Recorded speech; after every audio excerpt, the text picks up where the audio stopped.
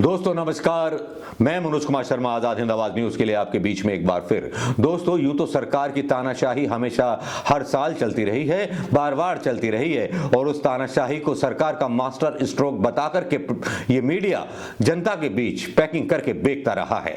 लोग समझते हैं कि प्रधानमंत्री मोदी का मास्टर स्ट्रोक है, ऐसा ही होना चाहिए। जेपीसी के 10 लोग निलंबित कर दिए, ये इसी लायक थे। जी हाँ, शायद इसी लायक थे या नहीं थे, लेकिन वक्फ बोर्ड और मुसलमानों का नाम आ जाता है तो लगता है पत्रकारों को जैसे 440 वोल्ट का करंट लग गया हो। कोई मुसलमानों की बात करना नहीं चाहता, कोई मुसलमानों के अधिकारों की बात करना नहीं चाहता। डर है कि उसके परिवार को भी देशद्रोही करार दे दिया जाएगा, गद्दार करार दे दिया जाएगा।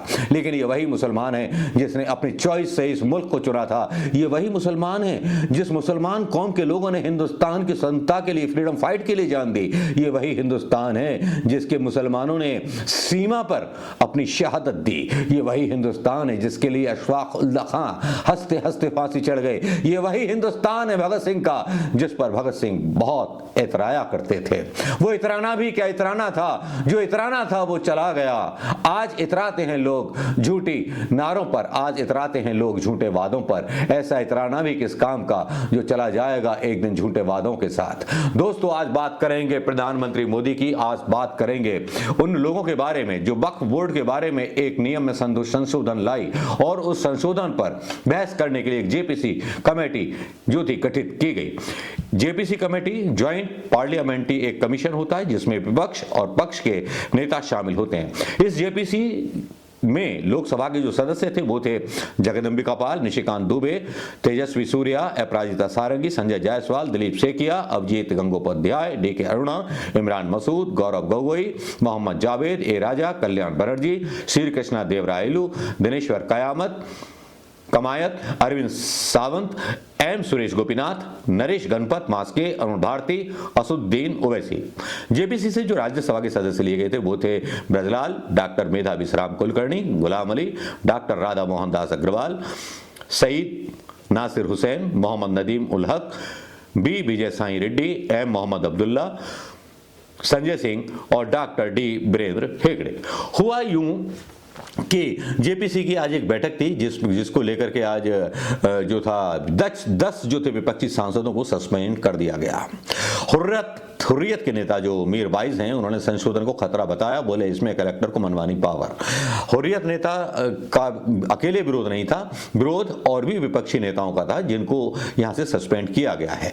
विधेयक 2024 पर संसदीय समिति के शुक्रवार को दिल्ली में हुई बैठक में विपक्षी सदस्यों ने हंगामा किया, दावा किया कि उन्हें ड्राफ्ट में प्रस्तावित बदलावों पर रिसर्च के लिए पर्याप्त समय नहीं दिया गया और लगाया गया कि बीजेपी दिल्ली चुनाव के कारण ध्यान में रखते हुए वक्फ संशोधन विधेयक पर रिपोर्ट को संसद में जल्द पेश करने पर जोर दे रही है। टीएमसी सांसद कल्याण बनर्जी ने कहा कि समिति की कार्रवाई एक तमाशा बन गई है। समिति ने बनर्जी, ओवैसी सहित 10 विपक्षी सांसदों को एक दिन के लिए सस्पेंड कर दिया।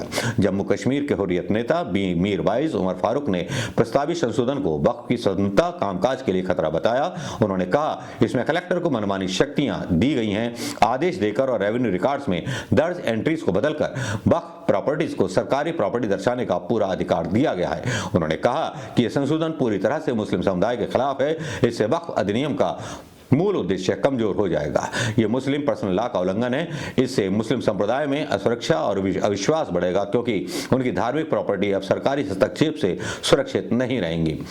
जगदम्बिका पाल बोले विपक्षी सांसद नहीं चाहते कि रिपोर्ट पेश की जाए। कांग्रेस सांसद सौरभ गोगोई ने जेपीसी से 10 विपक्षी सदस्यों को सस्पेंड करने पर सवाल उठा दिया। इस पर जेपीसी अध्यक्ष जगदम्बिका पाल ने कहा कांग्रेस सांसद गौरव गोगोई बैठक में मौजूद ही नहीं थे।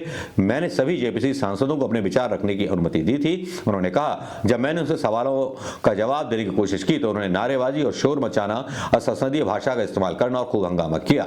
बैठक को आगे नहीं बढ़ने दे रहे थे। उन्होंने लोकतंत्र को कमजोर करने की कोशिश की। बैठक की कार्रवाई को रोकना एक रणनीति का हिस्सा था।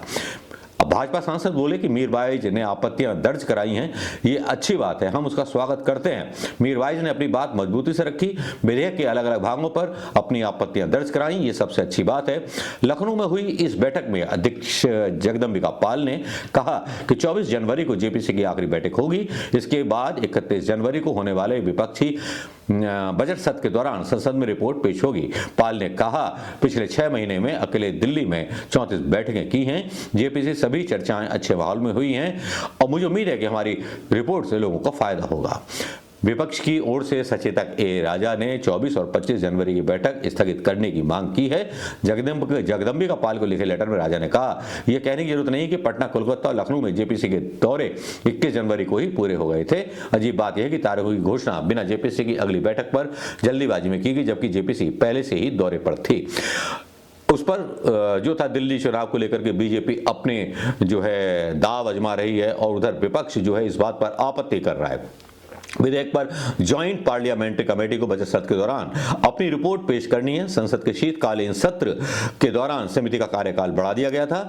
वक्फ संपत्तियों को रेगुलराइज करने के लिए बने वक्फ एक्ट 1995 की मिसमैनेजमेंट, भ्रष्टाचार और अतिक्रमण जैसे मुद्दों को लेकर के आलोचना होती रही है। वक्फ बोर्ड में कानून, जो पुराना कानून था, सेक्शन 40 में रीजन टू बिलीव के तहत अगर वक्फ बोर्ड किसी प्रॉपर्टी पर दावा करता है तो उस जमीन पर दावा करने वाला सिर्फ ट्रिब्यूनल में अपील कर सकता है, जबकि नए कानून के अनुसार जमीन पर दावा करने वाला ट्रिब्यूनल के अलावा रेवेन्यू कोर्ट, सिविल कोर्ट या हाई कोर्ट में भी अपील दायर कर सकता है। वक्फ ट्रिब्यूनल का फैसला आखिरी माना जाता था पुराने कानून के तहत। अब वक्फ ट्रिब्यूनल के फैसले के खिलाफ हाई कोर्ट में अपील की जा सकती है। तीसरा यह था कि किसी जमीन पर मस्जिद हो या इसका उपयोग इस्लामिक उद्देश्यों के लिए हो तो वो ऑटोमेटिक वक्फ की संपत्ति हो जाती है। अब तीसरे में जो नया कानून है, जब तक किसी ने वक्फ को जमीन दान में नहीं दी है तो उस पर भले ही मस्जिद बनी हो पर वह वक्फ की संपत्ति नहीं होगी। नंबर 4, वक्फ बोर्ड में महिला और बतौर सदस्य अन्य धर्म के लोगों की एंट्री नहीं होगी। अब के कानून में वक्फ बोर्ड में 2 महिलाएं और अन्य धर्म के 2 सदस्यों को भी एंट्री मिलेगी। ये एक मसौदा है जो तैयार किया गया है। अब लेकिन जिस तरह से 10 विपक्षी सांसद आज किए गए, ये कोई नई बात नहीं है। 19 दिसंबर का दिन वो भी दिन था कि जब 141 सांसद 2023 को संसद से निलंबित कर दिए गए थे। तब भी तानाशाही का यही दौर जारी था, आज भी है, आगे भी रहेगा। देखना होगा कि वक्फ बोर्ड पर उत्तर प्रदेश सरकार ने भी दावा किया है कि हमारी 80% जमीन जो सरकारी जमीन है उस पर वक्फ बोर्ड ने जो है कब्जा कर रखा है। क्या वाकई में सरकारों की नीयत ठीक है या वक्फ के अवैध कब्जे हैं? क्या वक्फ ने सरकारी संपत्तियों पर कब्जा किया है उत्तर प्रदेश की, या फिर ये एक शगल है बीजेपी का एक बार फिर मुस्लिम वोटों को और हिंदू वोटों को ध्रुवीकरण करने का, केवल ये कह करके कि मुसलमानों पर जो गैर संपत्तियां थी हम उन पर कब्जे कर रहे हैं। क्या एक बार फिर हिंदू कार्ड दिल्ली चुनाव में खेलने की तैयारी है? 10 विपक्ष के सांसद जेपीसी के जो सस्पेंड किए गए, क्या ये एक समझी सोची रणनीति है भाजपा की? इस पर आपके कमेंट दोस्तों इस खबर पर और आपकी प्रतिक्रिया लेना चाहूंगा। मैं मनोज कुमार शर्मा आपके बीच आता रहूंगा, जाता रहूंगा, बात करता रहूंगा। जय हिंद।